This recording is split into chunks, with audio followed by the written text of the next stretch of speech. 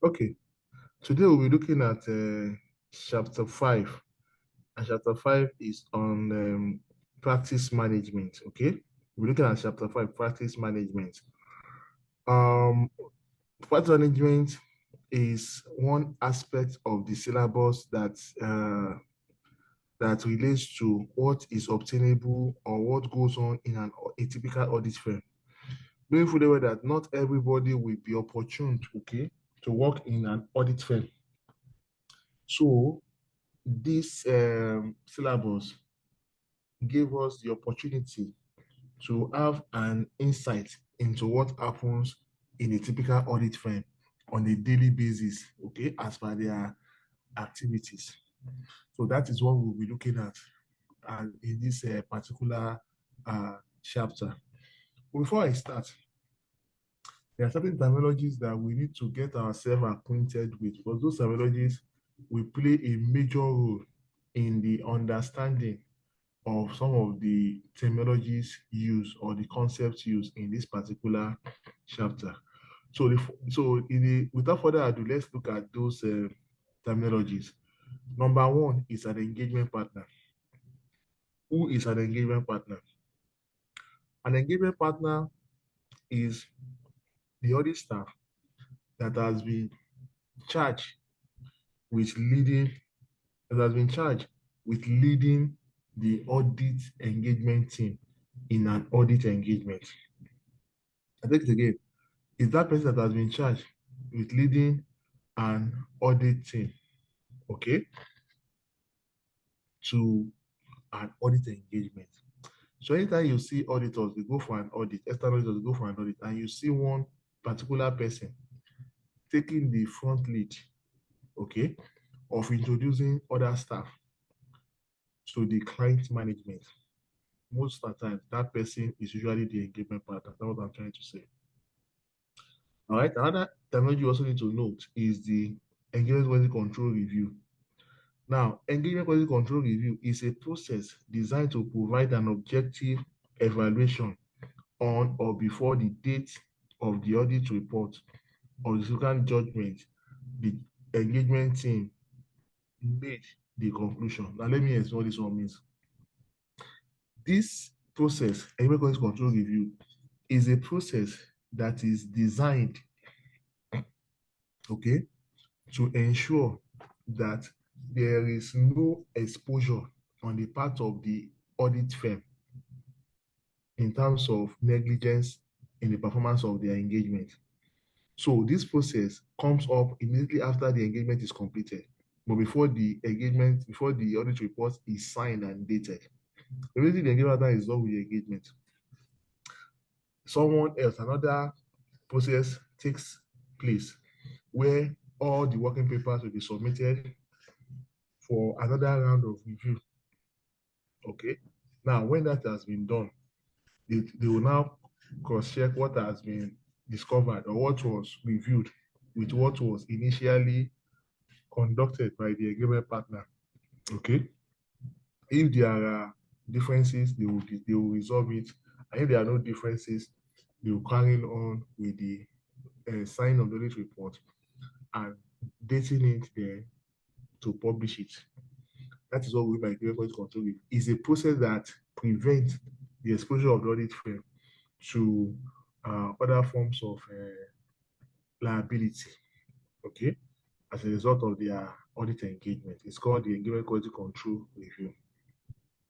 Then we look at the engagement quality control reviewer. That is the person that is charged with the responsibility of reviewing the working paper of the engagement partner in line with the engagement quality control review so that the audit firm is not exposed in any way to any form of liability. Okay, that person that does the work of engagement quality control review is known as the engagement quality control reviewer. All right, then we have the engagement team. Engagement team is made up of all the staff that have been assigned to carry out a particular engagement. All the staff that have been assigned to carry out a particular engagement. So they are put in clusters, right? Now, in each cluster, you have an engagement team made up of engagement partner, audit manager, audit senior, audit trainee, audit intern, and experts.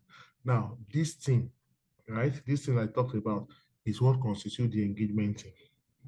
And the last one is managing partner. Now, in organizations, you have managing director. The person that heads an audit firm is known as the managing partner. So you don't have CEO in audit firm. What we have is managing partners. If it's more than one, we have managing partners. If it's one, just one managing partner. Okay. So without further ado, I don't know whether you have any question before we proceed. Are there questions? Are there observations? Can we proceed? Can you hear me? Can we proceed? Can we proceed? Can we proceed? I want you to signify or to respond, please, so that I know that everybody is on the same page. All right. Okay. I will take that as a yes. So we continue. Let's look at what do we mean by quality control? What do we mean by quality control? Because this particular chapter, the relevant auditing standards are ISA 220 and ISQC number 1. Those are the two standards that are relevant that are referenced in this particular topic. ISA 220 and ISQC number 1. They all talk about quality control. Okay. Now, let's look at what do we mean by quality control? Quality control are set of processes and procedures. A set of processes and procedures that audit firms are meant to comply with. A set of quality control, a set of policies and procedures that all audit firms are meant to comply with as established or as directed by the relevant professional body.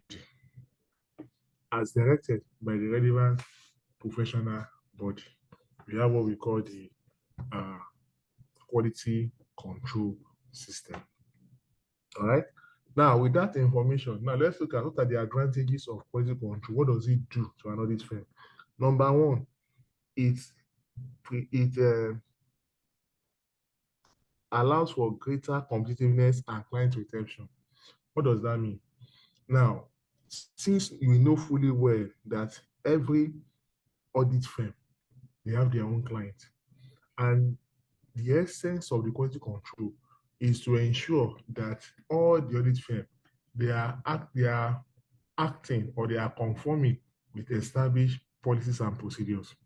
So in view of that, that means that all their clients will still remain, because if you go from audit firm A to audit firm B, you are not likely to see any significant change. Why? Because they practically do the same thing. They follow the same process. So because of that, the chances that audit firms and their clients, they will be changing. Now the clients will be changing the audit firm at every interval. Okay, will be very slim, because you are still going to obtain the same output from other audit firm. If you decide to leave audit firm A and go to audit firm B, the same process is still what is still going to be followed. Okay, they have similar processes. Okay, so because of that, there might be little or no changes in what client changing their audit firm. So they're going to retain their existing clients. Number two, advantage of good quality control is that superior risk management in terms of issuance of incorrect audit opinion and being sued for negligence. Now, because of that process of engagement quality control review, it reduces or it prevents what we call exposure of the audit firm, okay, to liability, which we call risk management. Okay, is a form of a risk management tool deployed or employed by audit firm to reduce their what, their exposure, their risk exposure to their clients. Okay. Number three, more informed decision making. This is that in an audit firm, in an engagement team, you have those set of people, the agreement partner, audit manager, audit senior, audit trainee, audit intern, and the expert. Now, each of them, they have a role to play. They are assigned roles and tasks, all right? And because everybody contributes to the final audit report and the audit opinion, so it allows for informed decision making. Number 4, enhance firm's culture and internal communication. What that one means that before you go for any audit engagement, there is a need for a briefing to be held. That briefing will provide a lowdown of information. We provide lowdown of information on the clients, the prospective clients that they are going to be audited. So everybody is in the know. Everybody knows what to come across or what you need to know about a particular client. So nobody will be surprised when they get there or will not know what to do. They'll give them their tasks, their roles, and all the information that relates to that particular client. So it's a culture of all of it. And another way is that it promotes what? Communication. All right. Next, enhance employees recruiting, retention, and morale. What that one means is that because you know you are involved throughout the decision-making process, okay, that means you will not want to leave the firm because your effort matters. You are responsible. You have this sense of belonging. All right. So it's going to allow you to continue to work in that audit work because your opinion matters. Your opinion counts. And most staff, they always love to work in a place where they have some sense of belonging. All right. So that is another advantage of the what's it called? A good quality control system. Now, the last one, it leads to increase in profitability. Now, you know there's a cost that is attached to recruitment. Okay, there's a huge cost attached to recruitment from putting adverts, posting interview, pushing staff and all those stuff. It costs money. Now, but when you have a situation whereby your staff are retained, they are not leaving. So all the money they're supposed to have used to recruit new staff, those money has been saved. So thereby constituting part of the profitability for the business. Okay. Now, those are the advantages. What are the consequences of bad quality control or poor quality control? Anywhere there is a poor quality control, what are the likely that are going to happen? Number 1, legal damages and legal costs will be increased. Now, when there is no quality control, all the clients will take the audit firm to court. And the audit firm will also want to defend their case. They're going to employ lawyers. And all these lawyers are going to, they are going to we're going to incur costs on their behalf. And the aggrieved client also, they're going to pay damages. So that's what happens when there is a poor quality control. Legal damages and legal costs will rise. Number 2 consequence is loss of clients. You know, good news sells faster. The same thing with bad. Good news does not sell faster, but bad news spread faster. Now, because there is a bad news that the audit firm is not competent, most of the clients will communicate with one another, and before you know it, there will be an exodus of clients requesting to stop the engagement of the audit firm. All right. Number 3 is this to adverse publicity and reputational damage. What it means is that once there is a scandal on the audit firm, the reputation will become damaged. And you know, one of the risks that is difficult to repair or to resolve is reputational risk. So once the reputation is damaged, it takes time before it is repaired. All right. And if all these things has been done, ICANN will now be looking from their side And that will lead to the last one, which is disciplinary proceedings by professional body. So if all these things has happened, there has been increase in legal fees and damages, there has been loss of clients, there's a scandal on the audit firm.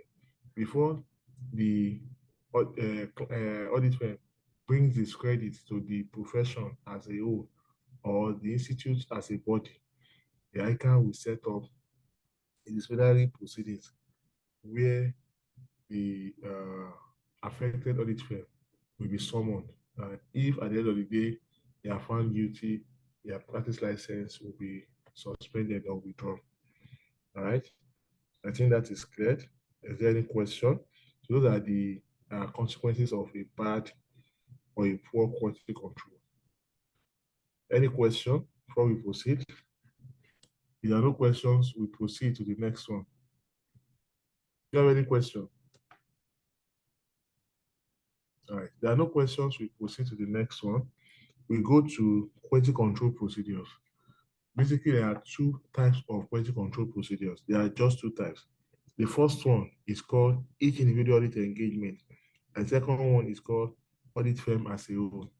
The first one is what? Each individual audit engagement, and that one is referenced by the ISA 220.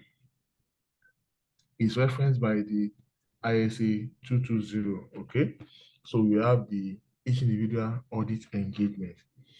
So the second one is the audit firm as a whole. Now, what's the difference between the two? Now, let me explain the difference between the two. The first one, each individual audit engagement, that relates to a particular audit engagement. Now, you know, an audit firm, they have several audit engagements, okay? Now, this one relates to each individual audit engagement, okay? Now, and you know that in each individual audit engagement, one person is in charge, one person is responsible. So in each audit engagement, the engagement partner is one responsible for putting in place a sound quality control procedures. Okay, it's the engagement partner that is responsible for putting in place a sound quality control procedures. Okay, that is what the engagement partner will do. So because he's in charge of putting in place a sound quality control procedures, so his responsibilities will be this. One is one in charge of the engagement. Are you with me? Is the one in charge of the engagement. That's number one. What does that mean? What that implies is that every decision that happens in that particular engagement is determined by the engagement partner. That's what I'm saying. Okay. Number two is the one in charge of putting in place a sound quality control procedure. What does that mean? So, in terms of ensuring that the particular engagement is in conformity with established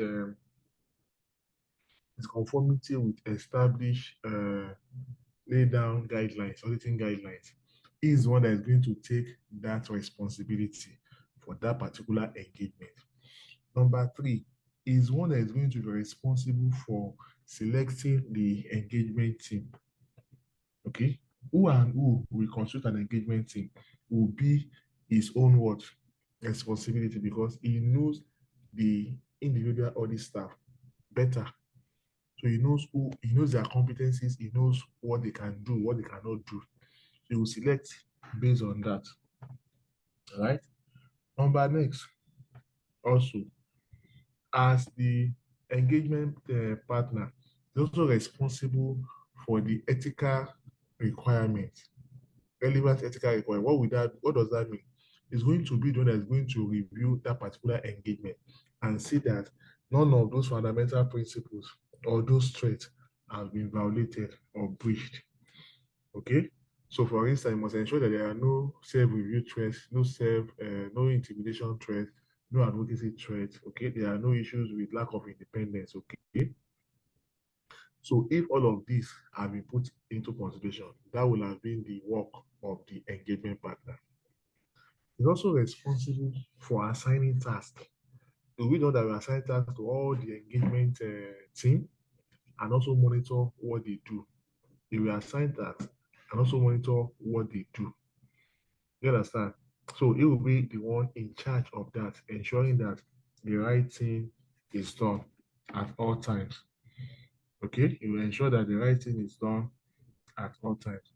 Then next also, if there are issues, okay, in the course of the engagement, let's say there were some issues with the management, they were not forthcoming with information.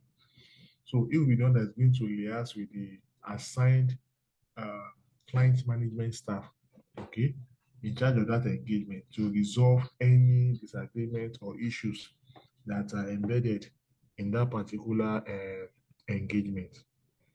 Okay.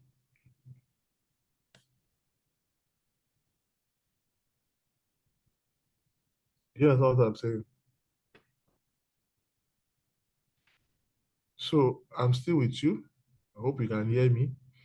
Now, aside from all of these responsibilities, the engagement partner is also responsible for supervision. So he's going to supervise each engagement.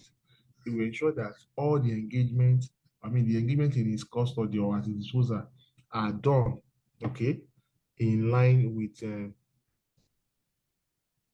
specified or required guidelines, okay, that we call the quality control procedures. All right. Then also, it will be in charge. Also, it will be in charge of the delegation. It delegates. Okay, where he's not around, he can appoint the audit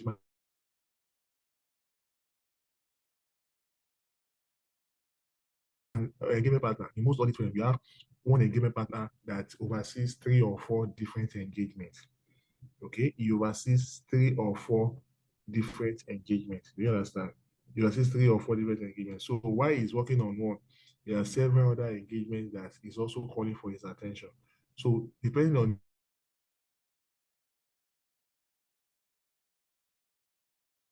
that, oh, I won't be around also and so the audit manager or the senior, please take charge of this engagement. Why I am not around. Okay. Then at the end of the day, also, is also the one responsible for ensuring that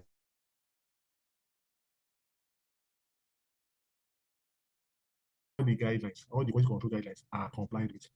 And then at the last one now is that where the engagement is completed, he is the one that's going to uh, write the audit report. Based on what? Based on the information obtained from all the engagement team members. He will write the what? The audit report. Okay, he will write the what? The audit report. Now, when he writes the audit report, there are times when there will be disagreement or conflict between his own position and the engagement quality control reviewers position. You know, I told us before that audit is what is prescriptive in nature, and because it's prescriptive in nature, it is science. Okay, it is a science. Why is it a science? You follow those procedures, you're going to arrive at the same position. And that's what you do in science. Okay, you're going to arrive at the same position. Now, if at the end of the day you couldn't arrive at the same position, the same opinion, or the same conclusion, then the engagement quality control reviewer can summon the engagement partner to understand why his own opinion differs from the one that is being determined or put to put to conclusion, okay, by the engagement quality control reviewer. So how do they resolve this matter? When there are issues like that, what normally happens is that at the end of the at the end of the engagement, where there are issues, what they normally do is this: they always they always go back to how they have agreed to resolving those conflicts when there are disagreements in opinion or differences in opinion. They will go back to how they usually handle such disagreements. Okay, for instance, if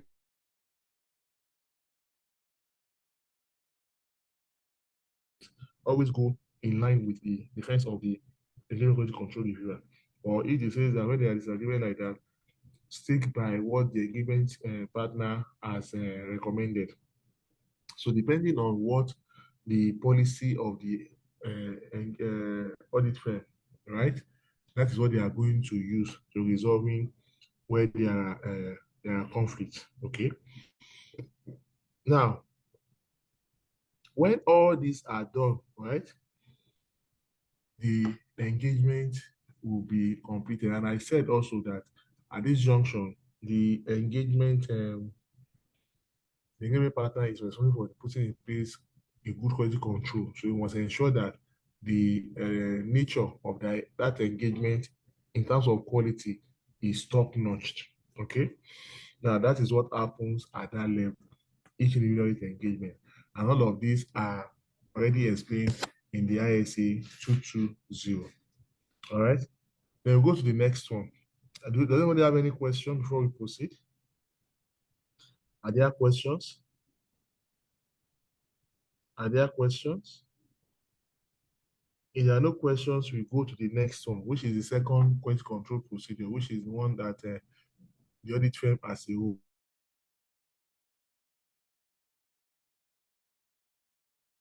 Relevant auditing standard is ISQC number 1. Explains what we mean by what are those things that need to be in place for audit firm as a whole. Okay. Now, like I said, in the instance of in the instance of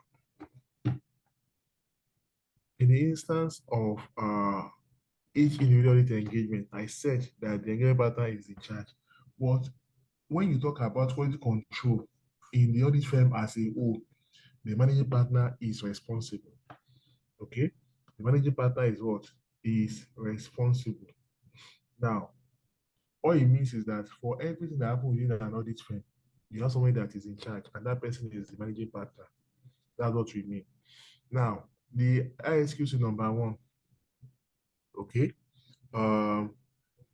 stipulates policies and procedures that must be in place in an audit firm for the audit firm to be considered as having a good quality control procedures, and they are represented by 7 elements or characteristics. Okay, 7 elements of what? Characteristics, and which I have coined. I've given it a mnemonics or a short form to be what? EUMED. I've given it a short form known as what? EUMED. What do we mean by EUMED? Now, EUMED is H stand for human resource, E stand for ethical requirement, A stand for acceptance and continuance of each individual engagement, L stand for leadership, M stand for monitoring, the second E stand for engagement performance, and the last one is documentation. So we have EUMED. All right. So do you understand what I'm saying? So I said that there are 7 elements that are contained when you want to describe an audit firm as having a sound a sound quality control system in place. And what are those 7? There are 7, and I represent them with a short form known as what? EUMED. H stand for human resource, E stand for ethical requirement, A stand for acceptance and considerance of each engagement, L stand for leadership, okay? M stand for monitoring, E stand for engagement performance, and the last D stand for what? Documentation. All right. So let's look at them one after the other. What do we mean by human resource? It is expected that each audit firm should put in place policy and procedure that ensures that only the best and competent staff are recruited into the audit firm. And that is why you see that most audit firms, when they want to recruit, they always recruit either first class or 2-1, and they put a age limit there. All right. So that's one of the requirements. They always want the very best. Okay. They always want the very best to be among their workforce. All right. So that's what we mean by that. Then it also means that whoever will be appointed, whoever will be employed in an audit firm must be somebody that has this can-do attitude, okay? Somebody that can carry out his functions, okay, without any fear or favor, all right? You must ensure that that person has what it takes to carry out the function, all right? Then you must ensure that person must also ensure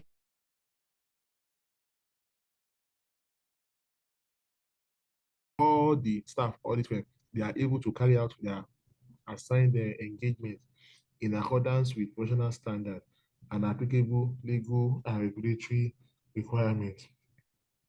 That is the H. The second one is the E, which is the ethical requirement. Now, what that one means is that as an audit firm, you must ensure that there are policies and procedures in place that ensures that all engagement and personnel comply with relevant ethical requirements. All engagement, that is the firm as a whole, and all its staff, they comply with relevant ethical requirements. Okay? A firm shall establish policies and procedures designed to provide it with reasonable assurance that the firm, its personnel, and where applicable, other subject to independence requirements, including network firm personnel, maintain independence where required by relevant ethical requirements. What we are saying is that as an audit firm, you must ensure that all your engagements and your personnel are conducted in line with applicable financial regulatory framework. Okay, you must ensure that they are prepared in line with that. All right, and one of the things you also need to check is that at every engagement, you must ensure that you allow your clients, your staff, to sign a document that there is no breach of this ethical requirement in every engagement that they participate in. For instance, if you are going for an audit now and one of your clients and one of your staff says that this particular engagement we are going to, the owner of that business is related to me. Once that has been disclosed, that person will be pulled out from that engagement, will be replaced with another person. You understand what I'm saying? So that's what happens in that instance. So at the end of the day, that means all of them, they must comply with what they must be honest. Okay? They must be honest in every of their engagement. All right. Then it also means that all those fundamental principles that we discussed in chapter 3 have not been violated. Okay, that there are no threats. Okay, self-review threats, self-interest threats, intimidation threats, and the likes. Okay, so and where there are issues where there are breaches to those fundamental principles or threats, okay, they will look at the possible safeguards that are available. Okay, they look at possible safeguards that are available.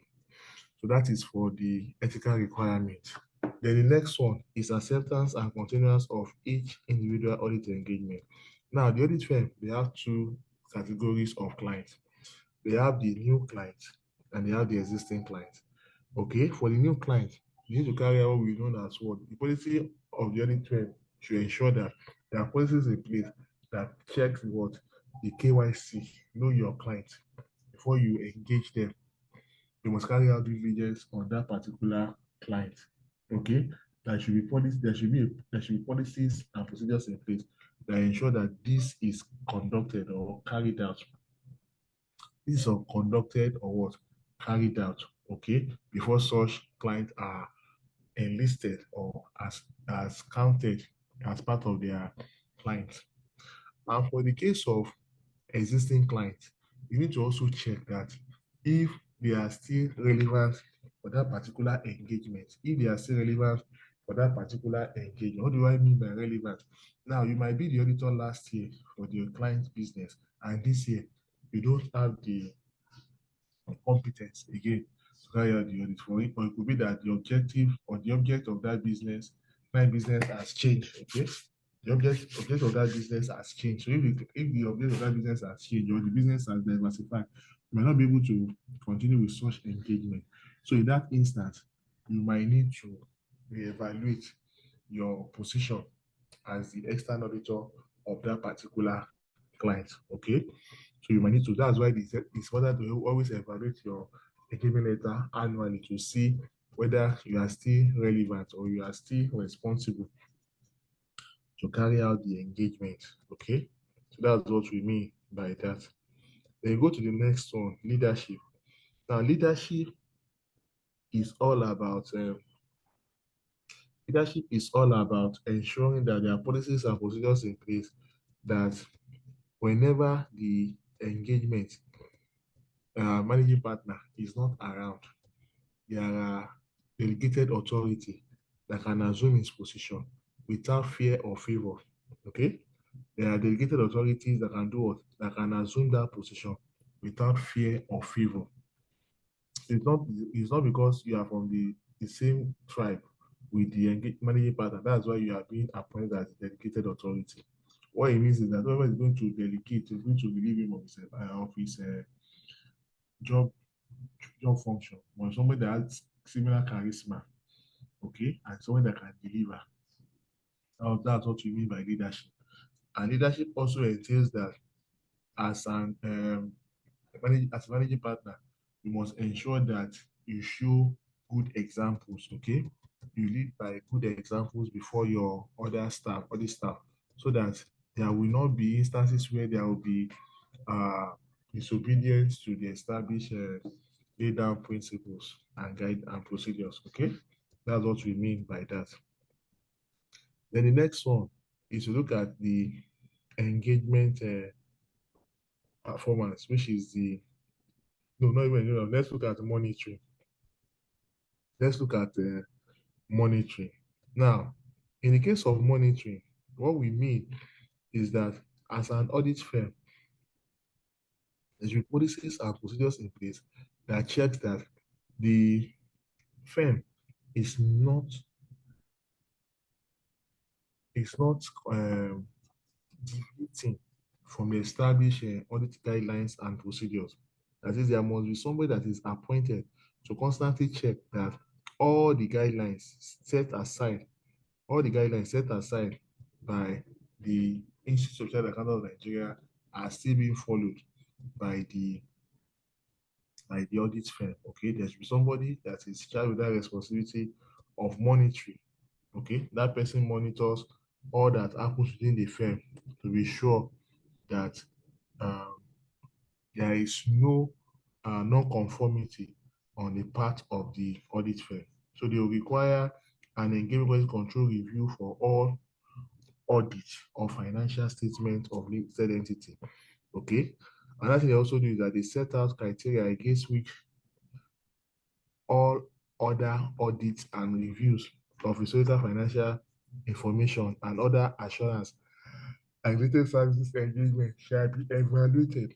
Okay, so they also require the engagement quality control review of all engagement. Okay, if any, meeting criteria established. All of these are geared towards ensuring that there is proper monitoring. Okay, that is what you set out to do is what you are doing as an audit firm. So it's not that you are exposed to fines when the institute comes for their normal visits. Okay, that's what we mean by that. All right. Then we go to the next one, which is the uh, engagement performance. Now, what does that mean? Now, engagement performance is that there should be policies and procedures in place that ensures that all audit firms, okay, they comply with the deadlines set for their client because their words are their bound. Whatever they say is bound by the audit by the client. They always hold it, they always hold on to it. So in case there are instances where they could not meet up, these are what they are going to say that we are the one that gave us it, we are the one that gave us this timeline. So it's not that there are issues, okay? So that's what we mean by agreement performance. It also entails that where there are issues, they are identified quickly. Okay, when there are issues, they are identified quickly and are resolved such that there are no it doesn't lead to something that is out of the control of the audit firm. Okay, they ensure that uh, any issue relating to uh, engagement that is being conducted by the audit firm, they ensure there is what consistency in the quality of the engagement performance. Okay, they also ensure that there is supervisory responsibility. Okay, that is when he's not around. There are policies in place that ensure that if the engagement partner is not around, when the partner is not around, somebody else will be able to step into issues and perform his task. All right. Then it also ensures that there is review responsibilities after they are done with that engagement. There's someone that's going to review all what the engagement partner has done, all in a bid to ensure that the firm is not exposed to any uh, liability on the part of their negligence in the course of their audit engagement. Okay. Then it also entails control engagement performance also entails consultation. Okay. The firm shall establish policies and procedures designed to provide it with reasonable assurance that appropriate consultation takes place on difficult and contentious matters. Okay. As when there are issues that are complex, they carry out negotiation, okay, or consultation with other firms that have experienced similar issues. Okay. Then they look at sufficient resources are available to enable appropriate consultation to take place. So they ensure that they have enough resources. Sometimes I need to travel, okay? I need to travel, I need to do one or two things to be able to carry out this consultation aspect. So the funds are always available so that the quality of the audit work, okay, is not diluted, okay? That's what we mean by that. Then the next one, we have looked at HEALME. The last one is documentation. Now, documentation entails that each audit firm must ensure that there are policies and procedures in place, okay, ensuring that there is proper documentation to provide evidence of the operation of each element of a system of quality control. That is, there must be policies and procedures in place that ensures that for each engagement, there are proper documentation. So in case there are litigations, you have evidence, okay, to present at the court of law. Okay, you have evidence to present at the court of law. So you talk about the documentation, okay? It also entails that there's proper archiving system and retrieval system of old information, okay, from the audit firm. So they can go to the archival system and retrieve information and without spending ridiculous amounts of time.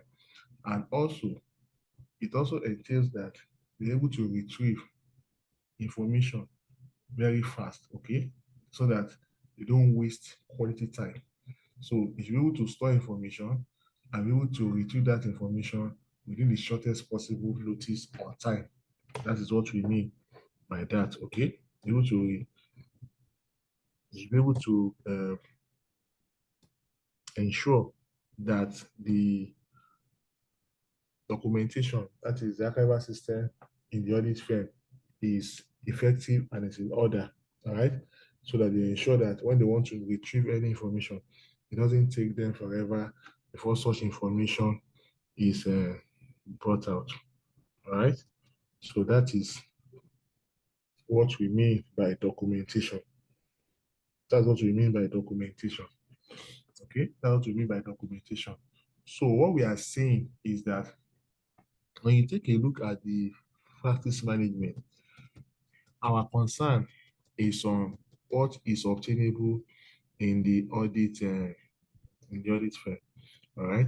Now, also in the audit firm, we also look at this what we call peer review. There are different types of peer review, all right? We have the first review known as peer review. Peer review is a review carried out by another partner in the assurance firm. Okay, somebody it was not part of the engagement team, but reviews what the engagement partner has done. It's called peer review. Then one of the types of peer review is engagement policy control review, which we had already discussed earlier. All right. The other type of peer review is what we call auth review. This is a review that is conducted, okay, as a direct requirement of ISQC. What this one means is that when an engagement partner or a non-listed public interest entity wants a second opinion or to monitor the work of a new partner during probation. So what this one means is that is the type of review that is conducted while the engagement is still on. And the essence of that is to be able to see if another individual being audited as a science, okay, we're able to arrive at a similar conclusion as the engagement partner. We call it auth review. Then we have code review. Code review is done at the end of the audit, okay? Code review is done at the end of the audit. And when it's done when the audit report has been signed. So mostly it's for educational purposes. All right? It's for educational purposes. Now, do you have any question before we proceed? Do you have questions before we proceed? Are there questions? Are there observations? And we proceed? And we fire on? Okay. If you say yes, so I believe now you say I can continue. So let's continue. Let's look at another aspect of practice management, which is known as what? Obtaining and charging for professional work. An audit firm, any firm are established to make profits, right? What they're established to make for, there will be times there will be need for them to market their products. Okay? To market their product. How do they market their product? By carrying out a series of advert campaigns. Okay. Now, when carrying out a series of advert campaign, it's important that they don't flout or breach established protocols or guidelines put in place for advertising. So, what are the things that they need to do? They must ensure that they don't give misleading information, and they do not exaggerate their services rendered. At least you know you cannot do forensic. You are saying that you can do forensic. That is, you are misleading the public. Number two, must not bring they must ensure that the advert does not bring the disrepute to the professional body or institute. Whether they do any advert, they must do it in such a way that doesn't pose a threat, okay, to the reputation of the Institute of Chartered Accountants of Nigeria. It also means that you must not give discounts to your clients, especially new clients. As audit firm, you don't give discount if you are rendering more than one service to your clients, especially new firms or new clients or new firms, right? Next one, you must not break any locally recognized code of advertising practices. What that one means is that the advertising practices they have a code which they expect all members or non-members alike to comply with. So aside from complying with all the guidelines stated by the institute, you also expect to comply with the ones stated by the Advertising Professional Council of Nigeria. All right. Then, so these are the issues that relates to advertising and what publicity. Now, when that is done, right, we go to the next one. And the next one is what? We look at what we call tendering. We look at what we call tendering. Now, what do we mean by tendering? Tendering is a commercial process widely used by companies, especially large companies, when they want to replace or change their auditors. They put it in the newspaper, right? Expressing that everyone will indicate interest. Okay, all different will indicate interest. We call it tendering. All right. Now, in tendering, there are three stages that you need to follow. You have the initial consideration, you have the tendering process itself, and the last one you have evaluating the tender. Now, let's look at the initial consideration. At initial consideration, you are doing what we call a self self-assessment of yourself. You are carrying out a self-assessment of your firm. You're going to be asking personal questions that relates to your firm. For instance, these are questions you'll be asking yourself. Does the firm have the expertise to carry out the audit? You have the expertise to carry out the audit. Number two, does the firm have sufficient audit staff available for the appropriate time? Number three, are there any ethical reasons why the firm should not act? Okay, that are there any ethical reasons such as independence or threat that will not allow them to what? To want to submit a tender. Okay, then another one, are there any problems of which the firm is aware, which the current audit or auditors, especially in relation to a tender, the firm should also ask itself. So if there are issues within the engagement, the new auditor must ask from the outgoing auditor, are there issues that it should be of concern to him? Are there reasons why the audit is particularly attractive, okay, to the firm? What that one means is that there are times when you have clients that are maybe small, medium audit firm, but this particular one is for a multinational, for an oil and gas company. So that means that when you were earning 2.5 million before, you will be earning 20 million. So that could be the attractiveness that is obtainable in such engagements. Okay, that's the first one. If all the answers to these first ones are yes, you have done your self-assessment and your answers are affirmative, then you proceed to the next one, where you're going to collate your tendering document or submission document. Now, at this level, before you start the collation or collection of submission document, you need to carry out a preliminary audit risk assessment that will give you insight into the client business. Okay. After that, you will need to also obtain background information about the new clients. Okay. Carry out due diligence, know the promoters, know what they do, know that they are not into any illegal business. Okay. Then also, you will be able to establish a precise scope for the work to be performed. Okay, be able to establish a precise scope for the work to be what to be performed. Okay, so you are going to, what that one means is that in every engagement, right, when you want to submit your tender, you must ensure that the precise scope of the work to be performed and specific requirement of the prospective client, that is, you can meet it and it will not amount to a waste of resources. Okay, it will not amount to a waste of resources. That's what we're talking about. Okay, then another thing you do at this section, this second stage, is to gather your submission document. Okay, you gather submission document.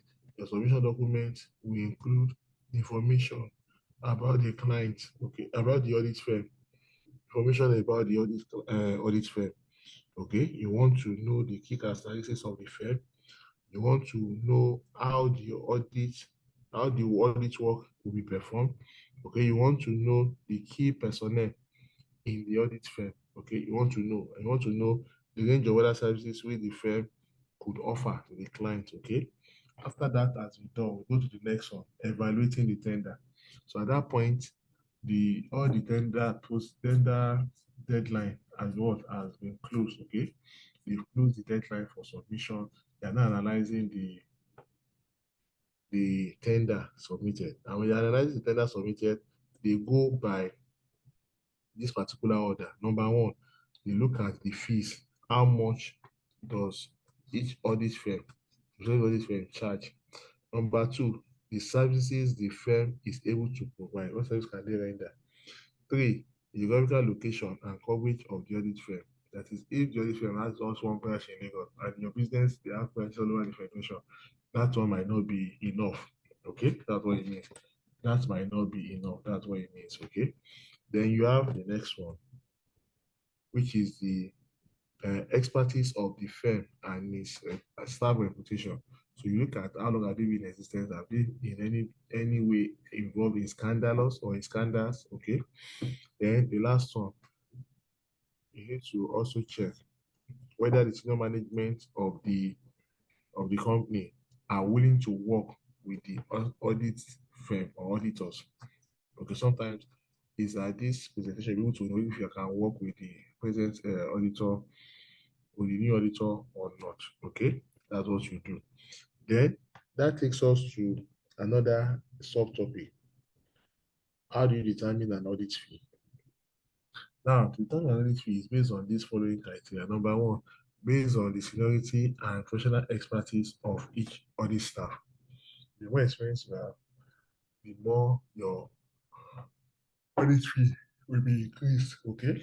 Number two, the risk involved in that engagement. Now, when there are risks involved in that engagement, that could be a contributing factor, to determining the audit fee. All right. Number three, the first one I said is seniority. Second one is risk involved. Number three, next one is priority. All right. Priority and importance of that particular engagement. Now, some clients they're always particular about the audit. They want you to do it, okay, at all costs. So in that instance, the audit fee might be what? Might be high. Could be a determinant, okay? That could be a determinant. So we have looked at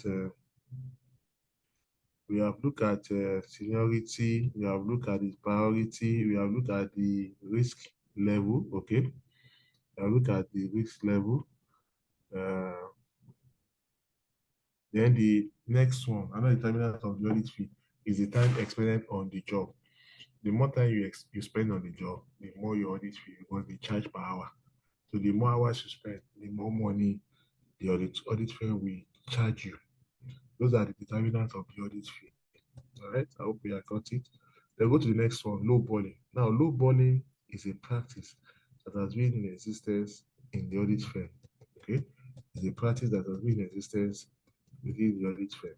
So, what does it mean? It's an intentional practice where an audit firm reduces the audit fee with the intention of what? Winning the audit. So if we win the audit, two things will happen. Either he increase this audit fee in subsequent future events, or he renders another form of service where he can recoup the amount he has suffered when he's tendering or when he's tendering his submission document for that particular client. All right, so that is that. Then we go to the next one, agreeing the terms of audit engagement, ISA 210. What we said here is that before the auditor present the financial, the engagement quality control, the letter of engagement to the client, there are certain things they need to agree on at the back end. What are those things?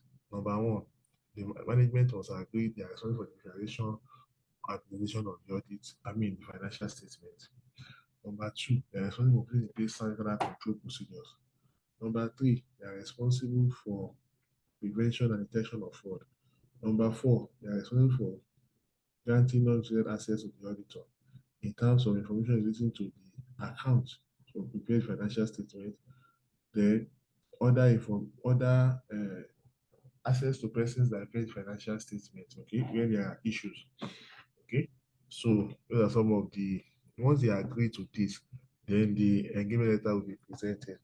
And sometimes the engagement letter will not be presented when when they also observe a limitation of scope, or when you discover that financial events are not prepared in line with applicable regulatory framework. And number three, where he discovers that the management refuses to accept this responsibility that we earlier discussed, where all these were not completed, and that means that there is no engagement between the client and the auditor.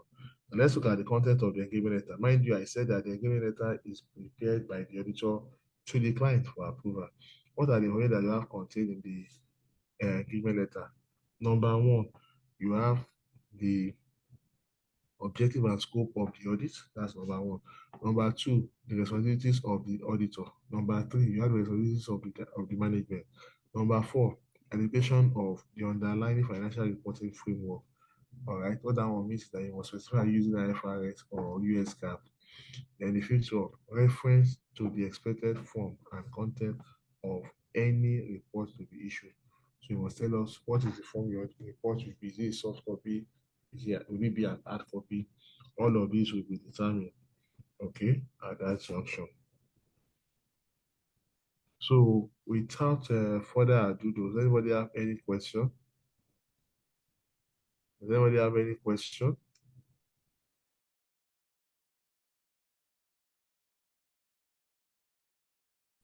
Any observation? All right. So in the absence of any question or observation, we are going to just do a little recap on some aspect of this chapter. Now, what you need to realize is that this chapter is quality control or practice management. So what you need to know that there are two quality control procedures: the each individual engagement and the different as a whole.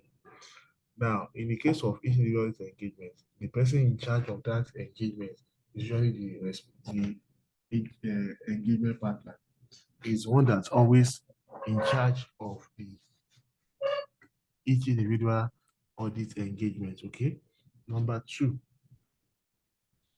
is the one that determines what happens in that particular engagement. It determines what happens in that particular engagement. It's only for the people that will carry out the engagement, it's only for the ethical requirements, it was only for the performance of the engagement, it was only for the supervision of the engagement, is responsible for ensuring that there are no uh, breach of the ethical requirements. Okay, those are the things we need to do. Then we now go to the next one, that is the audit firm as a whole, where you have the seven mnemonics ILMED, you have the human resource, you have the engagement performance, you have the acceptance and continuance of individual engagement, you have the leadership, you have the monitoring, you have the ethical requirement, and you have the documentation. Okay, we look at each of these. Okay, then when we are done with that, that way further to look at what should auditor do when they want to advertise their services. I said that these are the things that they must guide against. They must not make misleading or exaggerated claim. Number two, they must not be disclosed to the institute. Okay. Number three, they must not offer discounts. All right. Number four, they must not make any disparaging references. Okay. To other audit firm. What does that mean? You must not be saying that you are the best audit firm in Nigeria. You're supposed to say you are among the leading audit firms in Nigeria. Okay. That's what's supposed to be. All right. Then after that, we to went further to looking at how to obtain or carry out a tendering process. What is a tender? A tender is a commercial widely used practice by big organizations when they want to replace or change their auditors. That was what we said, right? That was what we want to change their auditor. Then we also said that in that tendering, there are three stages that are involved. You have the initial consideration, you have the tendering process itself, and you have the evaluation of the tender, evaluating the tender. Now, at the initial consideration, you have to carry out a reflective thinking. You have to check, you have to have a deep thinking whether your audit firm can carry out this particular engagement. Okay, so you need to ask yourself some of those questions. Questions such as: do you have the resources? Do you have the staff? Okay, what attracts you to this engagement? Okay, are there any ethical issues that you need to be aware of? You need to be informed by the outgoing auditor. All of these are questions you are going to ask yourself. Once all the questions you give yes to them, and that means that you are going to the tendering process itself. The tendering process, the first you need to do is to carry out a preliminary audit risk assessment. Okay. After you carry out a preliminary audit risk assessment, you will also collect information, background information about the owners of the business or the business itself as a whole. All right. You are going to also prepare some submission document that entails the key, the name of the firm, the key characteristics of the firm, the key partners of the firm, okay, how the engagement will be performed, okay. All of this will be discussed, right? All of this will be discussed at the at this stage before you go to the last stage, which is what? Evaluating the tender. Now the engagement, the tenders have been received, the deadlines are closed, right? So at this juncture, the prospective clients will now be the one in charge. They will collate, analyze the tenders received, and they are going to go in this order. Number one, they are going to consider the fee. How much does each audit firm charge? The expertise of each audit firm will also be determined. Okay, they're also going to ask what geographical spread of the audit firm. Is it located in Lagos or located in other branches of the country or outside the country as a whole? All right. There's going to also look at the reputation of the audit firm. Have they been involved in any scandal in recent times? Okay, all of this is what they're going to talk about. After that, they're going to have a presentation. Presentation is what they're going to do more like a presentation of what the firm can do, can render, right? So that is what will happen at that level. So then that takes us to,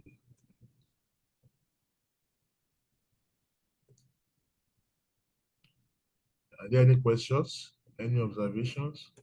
So that takes us to low balling. What do we mean by low balling? Low balling is a practice used by audit firm during tendering where they deliberately reduce the audit fee to achieve these two purposes. Either of these purposes, number one, to have an increased audit fee in subsequent years, or to have access to other non-audit assurance services where the money will be what? Money loss will be what? Will be recouped.